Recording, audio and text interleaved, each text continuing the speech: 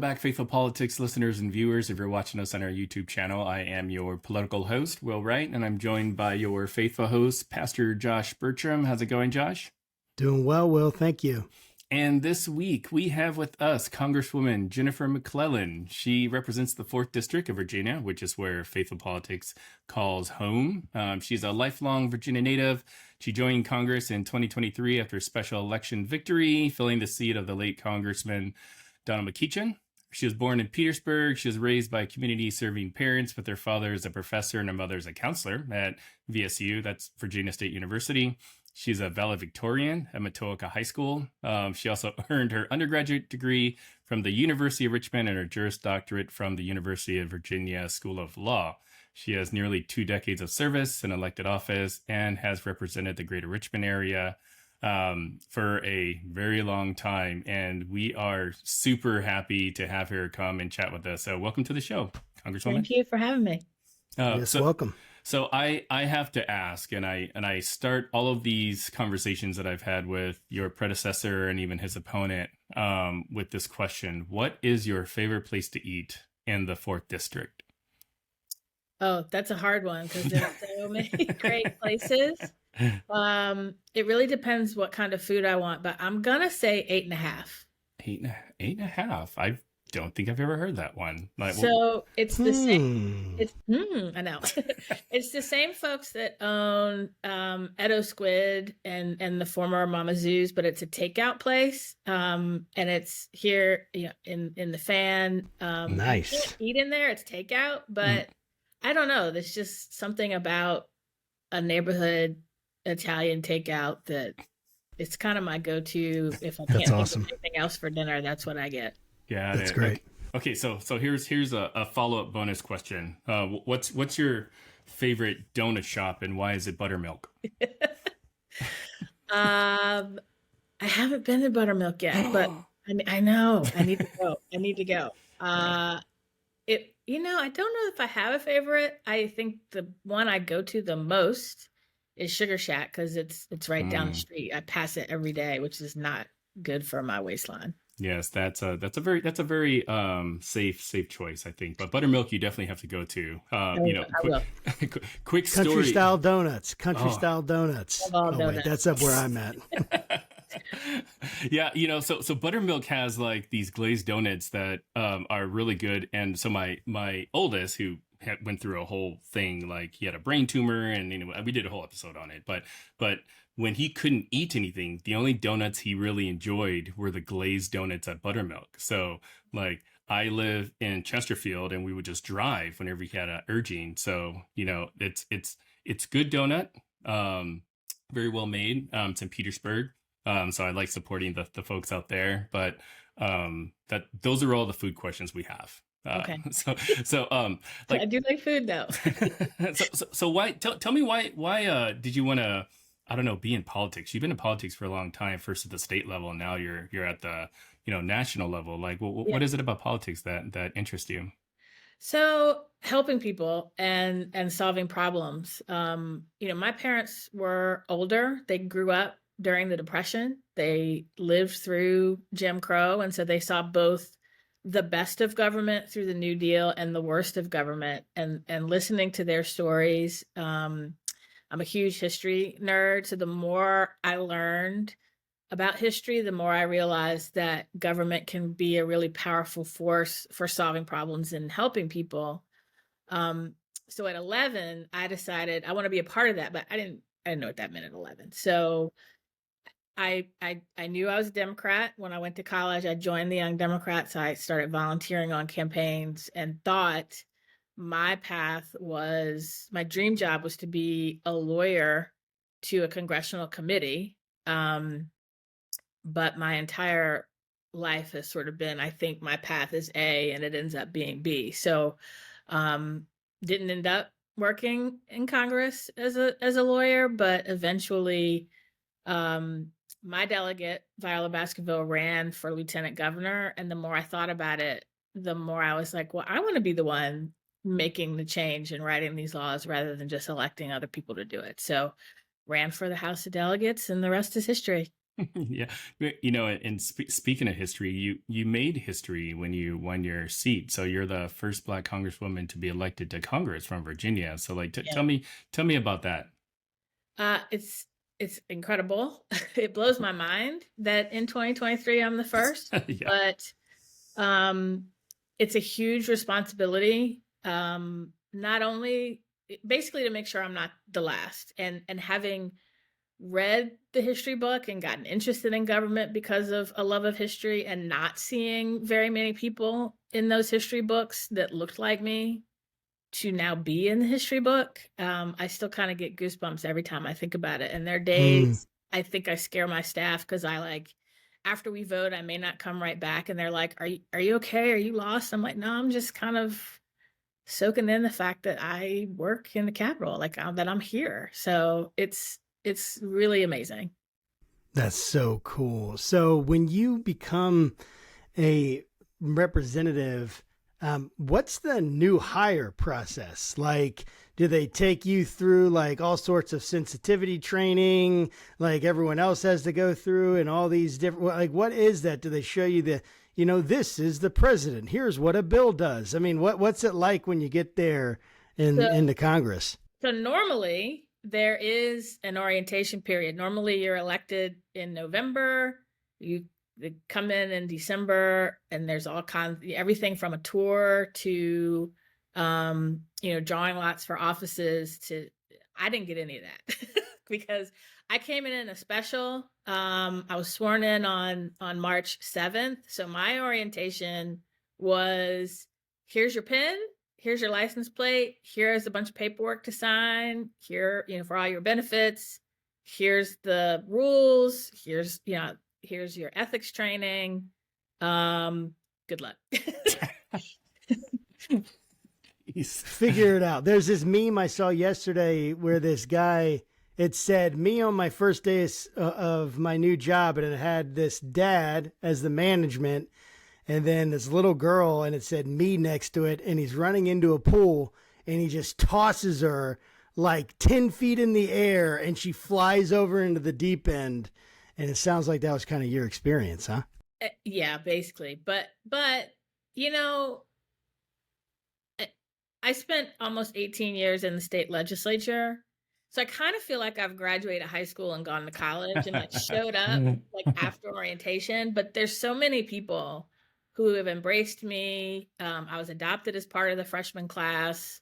So a lot of people have been helpful, but it wasn't too different from the state legislature. I mean, it's bigger, it's more people, the rules are a little bit different, but it was kind of like the difference between being in high school and being in college.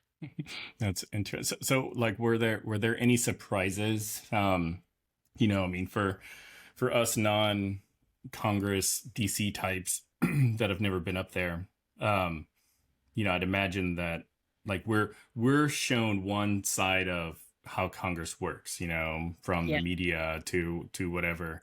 Like, were there any surprises, things that really kind of challenged what you knew about Congress, or maybe even some of the people? Everything is bigger and smaller all at the same time, if that makes sense. I mean, you're in this building with these like massive walls, and but this wasn't a surprise to me, but I think to a lot of people, look, we're just regular people who get up every day and try to figure stuff out. It's not as contentious and combative as it appears on TV. I've made friends with Republicans. It's harder to meet them and talk to them because there are 435 of us. Sure. And there are not a whole lot of opportunities to socialize and interact. So it's harder to get to know people on the other side of the aisle. But that wasn't a surprise. But it's, Gosh. Oh. Yeah, that makes a lot of sense. I was just wondering if, like, in the beginning, do they like have a hazing ritual where they prank you and like take your iPad and hide it in the Senate chambers, or, they put it in like, Pelosi's desk, and you have to go and knock on the door and sheepishly ask, is there anything like that? Or are they're pretty professional? No, they're pretty professional. I mean, it's maybe if I had come like a normal freshman. What's amazing, I'll tell you what's really amazing though. So everybody else, when you get sworn in on the first day, it's like all 435 or then 434 people stand up, you take the oath of office. You got your family in the gallery, and this time there were like 15 votes for speaker. So they got sworn in at like, I don't know, 4:00 in the morning. When you come in a special though, you're sworn in during a vote series. So the entire Congress is there with, my kids, only children are allowed, non-members, only children are allowed. So my husband and my mom and my family had to sit in the gallery. My mom was very salty about that. But everybody's there. And so this, and Bobby Scott, who's the dean of our delegation, he introduced me. I got a standing ovation, and I could see Marjorie Taylor Greene stood up. So I guess that was probably a surprise. Wow. That is surprising. Yeah. And everybody knew who I was because, I got to give a speech. And so I talked about sort of what that meant to me to be the first from Virginia and to be there. And I think, again, I still get, goosebumps thinking about it. So my experience was very different. But I wouldn't trade it for anything. That's really, what's interesting about your story is, so, we've spoken to quite a few people who live up in DC. And one of the people that we spoke with was Harry Dunn, the Capitol Police officer.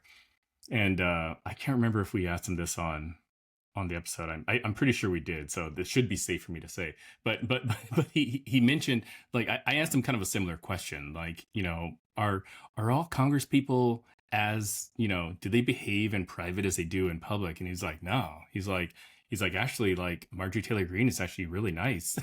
He's like, you wouldn't think that watching her on TV, and he's like, and other people like Nancy Pelosi, he's like, when she went to the Vatican, she brought me back a rosary, and he's like, most people up there are like normal humans, and I Not just all of them. yeah, I'm sure. There's some that are a little odd. Yeah. But for the most part, I mean, it's like any job in any group of people, you're gonna have, your super nice people, some that you're like, you really don't like people very much. Why are you here?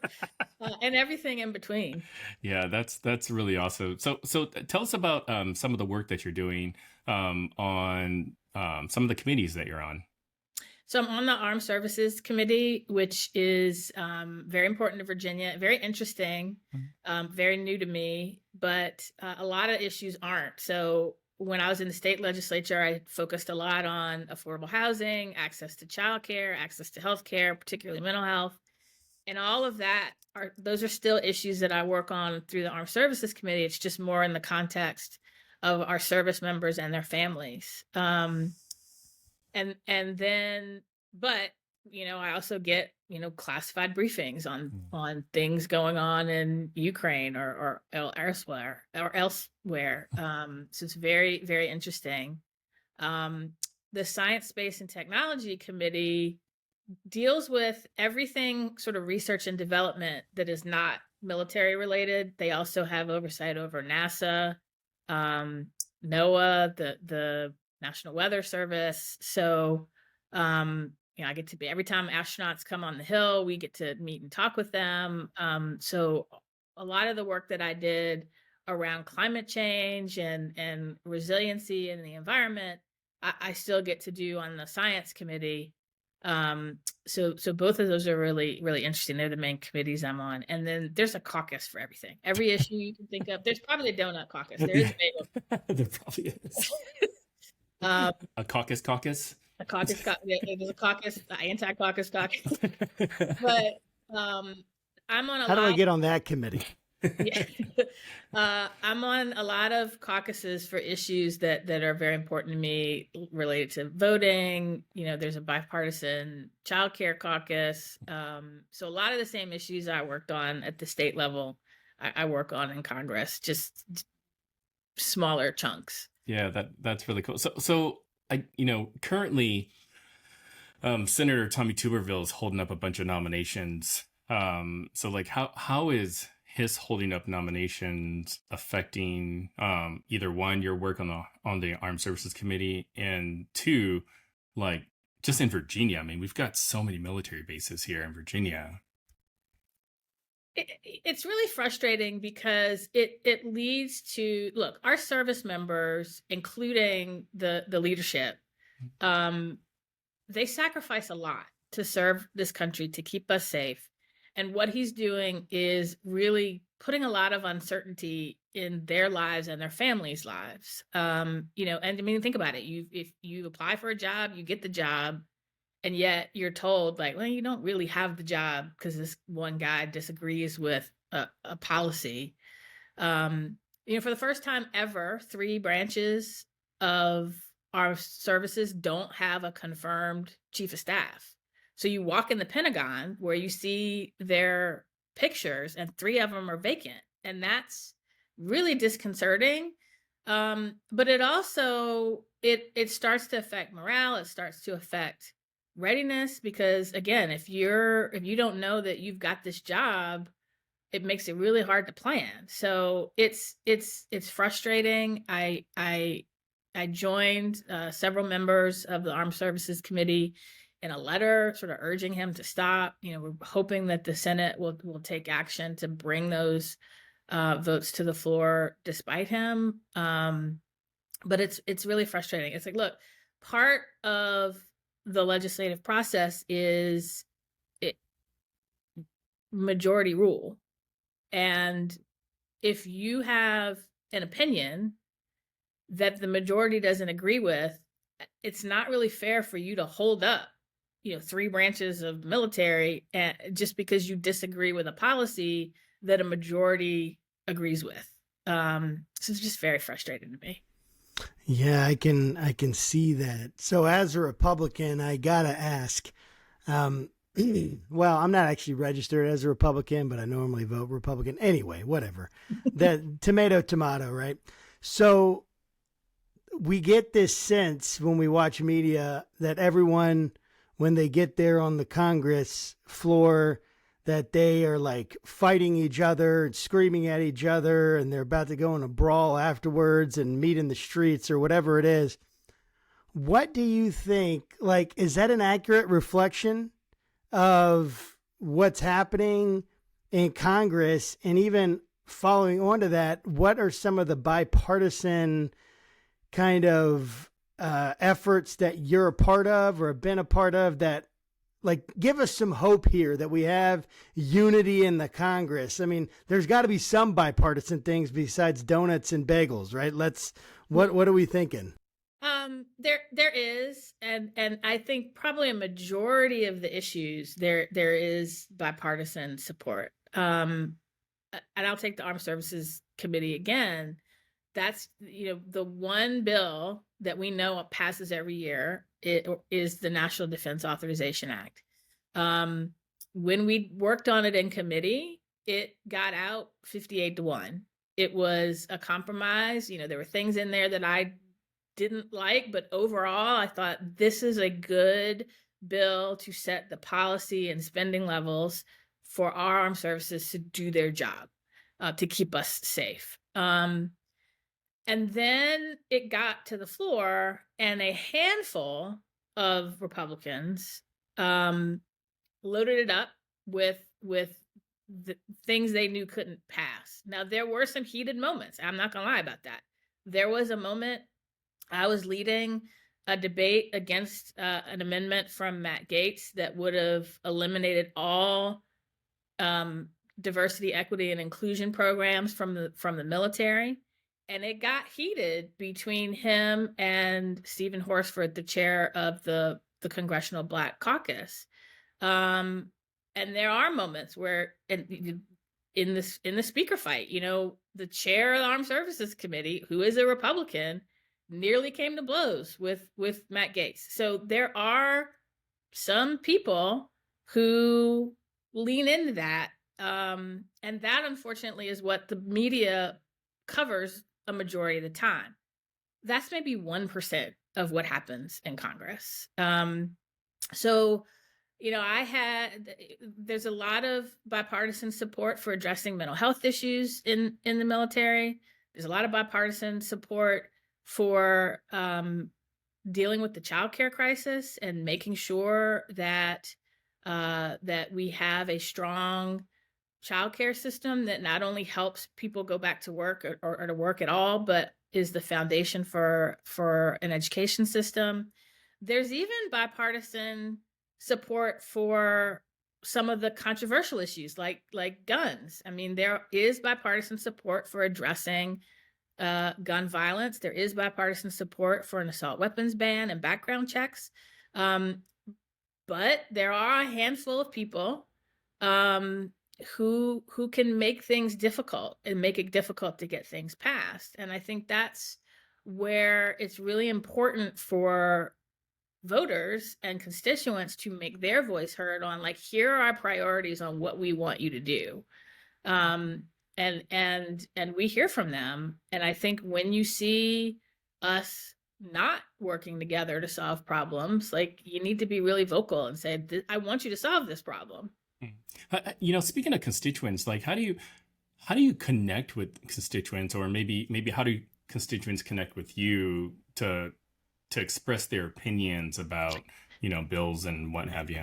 Lots of ways. So, through my website and we get a lot of phone calls. We get a lot of phone calls, but if you go to my website, which is McClellan.house.gov, it tells you all the different ways to get in touch with me or my office, from phone to email to, we still get letters, believe it or not.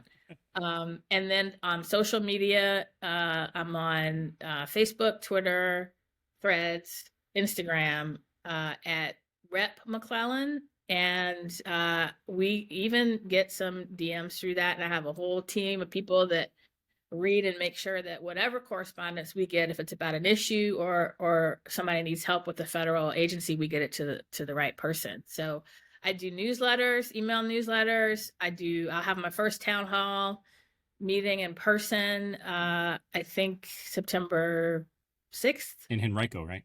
Yes. Mm-hmm. And I like to go, when I'm not in the district as much as I used to be when I was in the state legislature, but when I'm here, I try to get out all across the district. I've been to almost every locality at least once. I'm going to make sure to get to all of them. There are 15 of them. I opened an office in Brunswick because I wanted to make sure the southern end of the district didn't have to come all the way to Richmond. And we do what we call mobile McClellans, where we have members of my staff who go to different places in the district, so that if people need help with an agency or want to get in touch with us, they can do that. So lots of different ways. Yeah. So like, when constituents reach out to you, through all the various means that you just mentioned, like, that you may not necessarily respond, but you do sort of take that information and based a lot of your voting off of that. Yeah, and we try to respond. We also, I forgot, we also do periodic surveys. I think we've got one coming out soon, but we try to respond to everybody, especially if it's email or mail. But it's a lot. I bet it's a lot. But we do. Yes, I get sometimes a summary. I get every week. I get a weekly report that says, here are the top 5 issues that we heard from constituents on.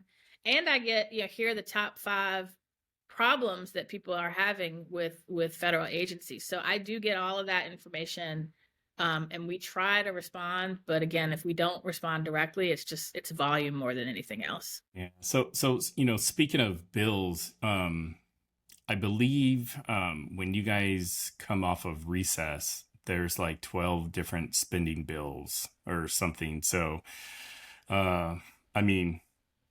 Like, is the government going to shut down? I guess. Maybe. I am an eternal optimist. I Uh, am a glass half full person. I am a little worried. mm. Um, I am worried, but hopefully not. Hopefully, at a minimum, we'll be able to pass a continuing resolution. Again, those 12 folks I mentioned earlier, I call them the Chaos Caucus, but they, they're they're making noise. So, but we were able to avoid a default at the last minute. So I'm hopeful that we will avoid a government shutdown. Yeah, absolutely. The American people are like, hey, what's going on here? Why are you shutting down the whole government? I was wondering, you have all these staff members, and of course, all of the senators and representatives have their own staff. And I'm assuming that most of the time when constituents are connecting with their representatives or their senators, that it's actually a staff person that they're connecting with, which makes sense. It's volume. My question though is that how do you maintain a consistent message with all your staff, right? Because as a leader and as having experience, once you give this out to be, disseminated, it's kind of the cat's out of the bag, and someone could say something wrong or say the wrong, misrepresent what's going on, or how is consistency maintained along staff? You know, that's a great question. When we started, I had the benefit. I kept about 2/3 of Congressman McCeachin's staff because they were, excellent, knew what they were doing, were already doing a good job. And then I brought, 2 that came with me from the Senate, and then we hired the rest. We started with a retreat where we sort of, as a team, said, what's the culture of our office going to be? What's the mission of our office going to be? Like, what are our priorities? What am I all about as a member? Because at the end of the day, it's my name on the door and on the ballot. And we, as a group, kind of came to a consensus about what that was. And I think that was very helpful in kind of blending the staff together and helping them learn my voice and my priorities and buy into that. I review a lot. I mean, a lot of the correspondence, especially on social media, I either write it or approve it. And I think that's another way that we make sure that at the end of the day, it's still my voice. And then we have weekly staff meetings where we just kind of make sure we're all on the same page. And I think any organization, that's the best way to do it. It's easier because we're smaller than, many employers are. But that's kind of how we make sure we stay on the same page. So, like at your retreat, are you guys doing like trust falls and stuff like that, like bonding? We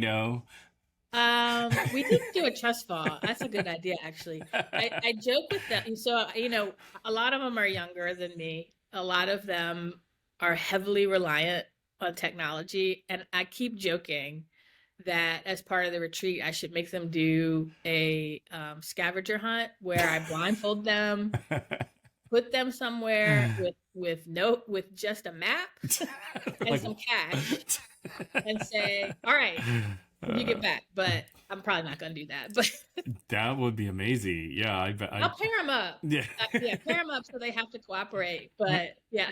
They're like, wait, people use these paper things to figure out where they were? Like a Thomas Brothers guy? What is this thing? Well, I'm Gen X, so it's like sometimes I get very tickled that somebody who's been to my house like 50 times still needs a GPS to get there.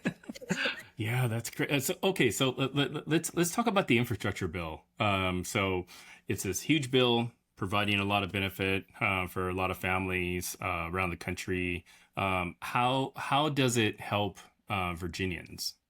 Oh, so many ways. I mean, just the one way alone is closing the digital divide. I mean, with the BEAD program, which I forget exactly what it stands for, but the money going into finally closing the digital divide and making sure that every household across Virginia, particularly in the rural areas, are connected is huge. is huge. And I mean, we have seen, infrastructure is not exciting, but it's critical. I mean, we've seen with the bridge that melted and kind of fell apart in Pennsylvania, all of the money that is going to upgrade our infrastructure and the jobs that comes with it, critically important for economic development, for thriving communities. And combined between the infrastructure bill and the Inflation Reduction Act, which was the biggest investment in clean energy, which is transformative, is going to help with resiliency. It's going to help us meet our electricity demands in a way that will not continue to damage our environment, and begin to roll back our reliance on fossil fuels that are contributing to these extreme weather events that we're seeing, and in all along the way creating jobs. So in my last newsletter, which if you go to my website you can read, we highlighted Virginia specific ways that those two bills have helped, everything from the number of jobs, over 100,000 jobs, to specific investments and specific projects that have been game changing. That's so cool. I voted for Trump in 2016. I didn't in 2020. People who have listened to the show know that. I've said it I don't know how many times, Will. Probably I don't know. Not enough. Thousands. Not enough for Will. I don't have the hatred of Trump that a lot of people do. I don't really, and a lot of people love him. My question is, with all this stuff happening, like Biden, this investigation into Hunter Biden's laptop, this indictment of our former president, and even the issues with our current president, and even legal issues that are coming out. What hope do Americans have of finding a leader in this next election that is truly going to represent the American people, as opposed to the extremes on either side of the right or left? That's a great question. And I think the first answer has to be, it depends on how much you participate. It depends on you. I mean, what I love about our form of government, look, it's not perfect, but it was designed as an experiment towards a more perfect union that involved we the people. So what does that mean? A government by, of, and for the people means that government is going to reflect the perspective and the needs of the people who participate. So your vote is your power. Use it. And with that power, though, comes responsibility for you to look at these candidates to say, who has the best interest of our country at heart? Not who do I want to go have a beer with, not who do I like, but who has the best interest of our country and the common good at heart, and who is going to solve problems, and who is going to try to help people. And I think we've gotten away from that, and that politics has become more like a sport than this is what is going to help keep us together as a community, and solve problems and keep us safe. Now, I think we need to take part of that responsibility to not just sit on Twitter or watch our favorite news channel, but to get out of our comfort zone and talk to people we disagree with and try to understand where they're coming from, because everybody's political views is shaped by their life experience and what they know. But my life experience is very different from both of you. That's how I've been able to get things done, and why I remain hopeful, because when we do that, we find we have more in common than we don't. We find where can we start from that common ground and move forward. We also learn where there is no common ground. And then it's just a matter of, who gets the majority vote. But what worries me is, and this has probably been true from the beginning of our country, but it seems to be more so now, the people who care more about power than the rule of law, there are a lot more of those people now. And I think we need to be very careful about those people and ask, why do they want that power? What are they going to do with that power? Are they going to use that power for the common good? Are they going to use that power to solve problems and help people and keep our country together? Or are they going to use that power? Are they going to first divide and conquer and have us fight each other to get that power and then use that power to further their own interests? Anyway, that was probably a longer answer than you wanted, but I really think it's up to us. Each of us individually as voters, each of us, like, we have a civic responsibility if we're going to keep this country together that we have to take seriously. I really appreciate you saying that, and I think that probably one of my frustrations, and I say that kind of with a grain of salt, because like people have busy lives. They're out there trying to support for their family. They've got a job. So people just aren't as engaged with politics as much as I think they should be. And to your point earlier about, the news will kind of cover, like how the saying goes, if it bleeds, it leads kind of thing. Like there aren't a bunch of journalists lining up at the airports, like writing about planes landing safely. And it's funny, like, so Josh and I'm the political arm. He's the faithful arm. I was quizzing Josh right before we started recording about, like, hey, do you know who your congressperson is? And he's like, well, I could look it up. I was like, oh, it's Whitman. and I don't hold that against him, nor do I hold it against any other Americans, because like people are just busy. So like, how do you motivate people to want to go to the polls, to reelect you, to, actually vote on not just national issues, but like local issues, state issues that affect you in your district? By showing up, I talked about the responsibility of the voter. I have a responsibility as an elected official to show up, to listen, and to tell you what I'm doing, to listen to you. And I'll keep saying that, listen. I need to listen to, what do you need? What do you want? What are the problems facing you and your community? And what can I do to help? And then I have a responsibility to say, all right, here's what I'm doing. And a lot of elected officials don't take that very seriously, but I always have, and I try to get in the community, and that's why I communicate through so many different forums, because I recognize different people get their information in different ways. Again, going back to my family's experience, I'm a descendant of slaves. I had a great grandfather who in 1901 had to take a literacy test and find three white men to vouch for him just to be able to register to vote. My dad, my grandfather paid poll taxes. My grandmothers never voted.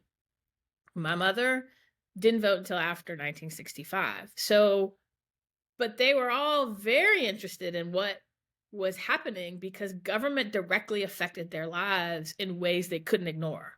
Either through the New Deal, helping address the problems of the Depression, or through Jim Crow, oppressing them for the benefit of other people. And that's why I think for me, I have such a passion for civic engagement and government. And now I know not everybody does, but I like to think that passion shines through when I talk to people. And I talk about the importance. I talk to them about, here's how state, local, and federal government impacts your day-to-day life. If you like the way it's happening, good. But you got to vote to keep it that way. If you don't like the way it's happening, then you got to vote to change it. And I think it is on us as elected officials, not just to leave it to the media to spread that message, but for us to do it one-on-one and, mass communicating to do that. So we had a lawyer on the show who was a constitutional law expert, and Eric Berger is his name. Really excellent. I think he's out of where is it? Well, it's out of Nebraska, University of Nebraska, right out of there. So when he came on, we asked him, "Hey, what are you most concerned about? Like, what concerns you the most about the political topics and the hot button issues?" And none of the hot button issues that I was thinking came up. He said, "Well, the biggest issue is gerrymandering. The biggest issue that we have right now is that on both sides, Democrat and Republican, they divide their districts up, and they divide the states up into places where the person who is currently running, it's supposed to be in favor either of the Republican or the Democrat." And he says, when you do that, you essentially cater to extremes. You cater because now the middle has moved over further left in those districts, and the middle has moved further right in the other districts merely by saying, I don't have to listen now to the minority because I have enough votes to stay in power. So my question is, if I'm a Republican in your district, which I'm not sure how often has voted Democratic, at least the last few, I'm assuming, and probably is heavily Democrat. So what are the Republicans in the 4th District, Petersburg?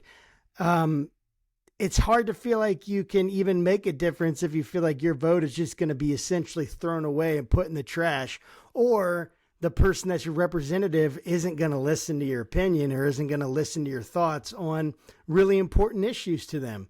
How does one, and how do you specifically, you can speak to that, like essentially, right, there's a large contingency of moderates that can go either way. You're going to get the hardcore Democrats, they're going to vote for you whether they like you or not. The hardcore Republicans are never going to vote for you, but there's a large contingency. Yeah. Hardcore. That's what I mean. Like the kinds that will never vote not Republican. That's what I mean. What are the people that are in the middle? How do you listen to them, and what can they expect? Truth for me, I listen to everybody equally. And because even the hardcore Republicans, I need to understand what they think and where they're coming from. And I think I have the benefit of having been in the minority party in the General Assembly for 14 years. To get anything done, I had to talk to Republicans to figure out, like, is there a place to meet in the middle? So that's become second nature to me. And so I talk to everybody. I'll listen to everybody. There are parts of my district that will never vote for me, but I still show up. But I'm respectful, and I expect them to be respectful to me. And I think that's the real danger now, is we've gotten to a point where if you disagree, it becomes this battle between good and evil, rather than it becomes this battle between people who have just a difference of opinion. So you will never hear me demonize another person, no matter what they believe. Now, if they do evil things, that's different. Shooting someone for having a flag that you disagree with, that's evil, but that's not a majority of the people. Now, what I've noticed over time, in any given election, about 20% of the people that vote identify as Republican, 20% identify as Democrat, and everybody in the middle is making the difference. And so I often just say, look, here's who I am. Here's what I believe. Here's why I believe it. If you agree with me, great. If you don't, let's try to figure out why. And I have had Republicans who even said, like, I disagree with you more often than not, but I understand why you're doing what you do, and I believe that you have the best interest of our Commonwealth, our state, and our country at heart. They may not vote for me, but they respect me. And I think we've got to get back to and let me lean into the faith bit a little bit. My dad was also a pastor, and a lot of my political views are shaped by my faith. And it's like, my faith teaches me love thy neighbor, not love thy neighbor that agrees with you, that looks like you, that votes like you, that a monolith. It's love thy neighbor. And and I'm a Christian, and Jesus spent a lot of time with people that the religious authorities of his day demonized, because he found value in everybody. No doubt. And so that is the core of my political belief, and just who I am as a person, is everybody has value. And so I'm going to respect and show everyone the dignity that they deserve, but I'm also going to expect that they do the same. I'm glad that you brought up your faith, because currently there's this movement, a movement that I think has always been there, but has probably been brought to light in just the past couple years. And it's this Christian nationalism movement. And, so I'm a Christian. Josh is a Christian. At least I hope he is. He's a pastor. It saddens me when I see people that worship the same God that I do, in my opinion, like pervert it for like a political end. And I'd love just to kind of, get your thoughts on, on Christian nationalism kind of as a whole, and maybe, just how does that affect you just personally as a believer? So there are two ways to answer that. I think a lot of people need to actually read what the founding fathers said. Need to read the Constitution. Thomas Jefferson was more secular than a lot of people want to admit. And a big part of why this country was founded on the basis of religious freedom was because so many people were being persecuted for religion in Europe. And this country was in part supposed to be a place where that wouldn't happen. Now, yes, the majority of the founding fathers were of a Judeo-Christian belief, but that does not mean that that's the only path. And again, so I'll go back to what my dad would say. My dad fully believed that all people were God's creation, and that religion is imperfect people trying to understand a perfect being. And we're not always going to get it right. But that God loves everybody, no matter what you call him, or even if you call him him. What's interesting, my dad had an uncle who was an atheist.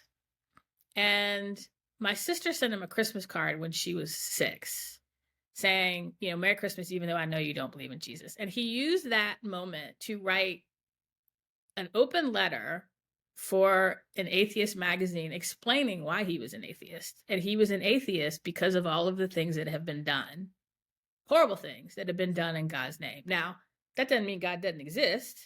That just means people use their imperfect view of a perfect being to justify whatever they want. It bothers me when people use their Christianity to justify things that Jesus would not do. And in doing so, ignore his teachings of love thy neighbor, of, the Sermon on the Mount. And at the end of the day, government should be about helping everybody, not the people who worship like you. So it really bothers me. And I think, and part of, Congressman McClellan went back to divinity school to get a degree to help him explain what I just said, because he saw how many people were using their view of religion to justify whatever power grab they were making. Now that's not to say that some people don't have very,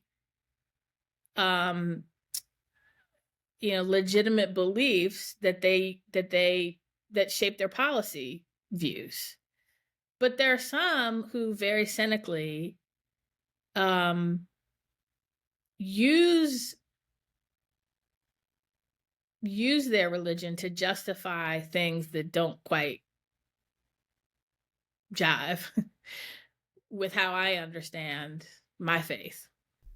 Yeah, that makes a lot of sense. Thank you for saying that. What do you think are the most pressing issues that the 4th District is currently facing, but even broaden that out, seeing that as a concentric circle moving into, Southern Virginia, the whole of Virginia, the East Coast? What do you imagine, even our country, the most pressing issues that you feel like maybe we're not even taking seriously? I would say overall, I was about to say the economy, but I'd say sort of how the economy impacts everybody day to day, because I think those are two different things. I think for the most part, no matter where you are, you want to know you have a job that's going to pay well and that you can feed your family, that your kids are going to get a good education, and that you're going to be safe, and that if you get sick, you'll get treatment and not go bankrupt. So that's true in my neighborhood, in my district, in Virginia, in the country, no matter where you are. And that shows up in polling. When I did a poll in the special election, the top issues for people were the economy, healthcare, and education. When I ran for governor in 2021 and did a statewide poll, it showed the top 3 issues were the economy, healthcare, and education. So I think those are the issues that are facing people. Now that means different things to different people. It's very different in the barriers to those things are different in Brunswick versus Richmond versus Emporia. But basically everybody wants the same thing. Yeah. So my last question for you, how do you balance your work life, being a congressperson, but also a mom, school just started. Like I follow you on Twitter or X or Zitter, whatever you want to call it. Like I follow it. and it's funny. Like I see you post pictures of your kids going to school, and I'm like, and I posted pictures of my kids going to school, but like, I'm not a congressperson. So like, how do you like navigate that space? I did it backwards from a lot of women. I got elected and then got married and then had kids. So this world is kind of all they've ever known. So it's just like any other job. And to them, especially my kids, like at the end of the day, I'm just mommy and they don't care. I mean, they think it's cool that I've met the president and they've met the president. But at the end of the day, they're more worried about, can I go hang out with my friends?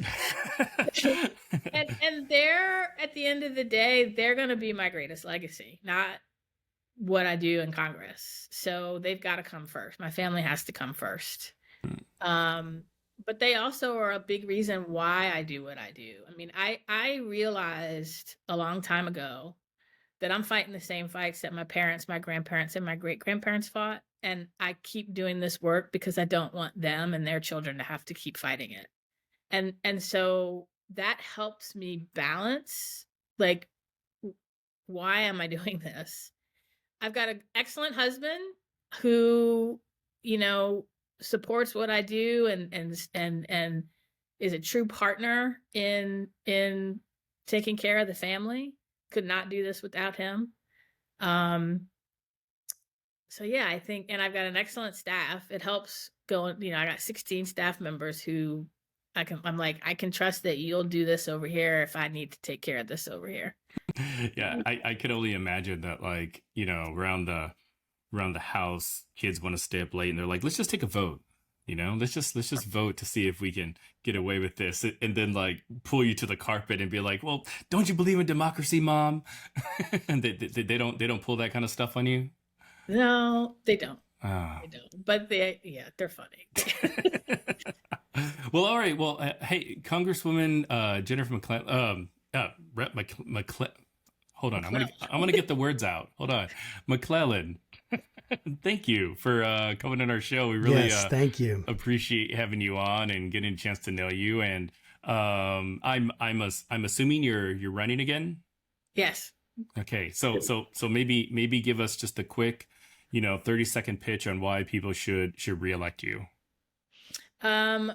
People should reelect me because I have dedicated my career to helping you, solving your problems, and helping you. And I want to keep doing that. And this job is the best way that I've found to do it. I love it, because I love helping you and serving you and want to keep doing it.